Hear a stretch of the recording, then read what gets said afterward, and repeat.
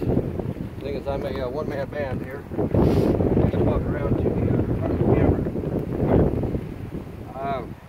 It's about 11 o'clock on Friday. Here on James Island, we're at the Riverland Terrace boat landing next to the fire station. You can hear the wind whipping around a little bit. The storm's still not gotten here yet.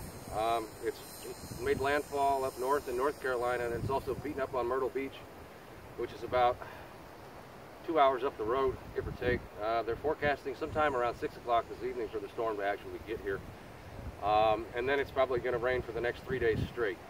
So it's still a whole bunch more of hurry up and wait, hurry up and wait, hurry up and wait. And that's exactly what I am doing. I haven't posted anything yet this morning because there's really not anything happening yet. So as soon as something starts happening and the wind starts whipping and the rain starts coming down, you can guarantee that my ass is going to be out here in it. I'm going to be filming it for you. But again, I'm a one-man band. I'm not asking my wife to come out in this. I'm not asking Ricky or Bubbles to follow me around in this. I'm going to be out here doing this myself.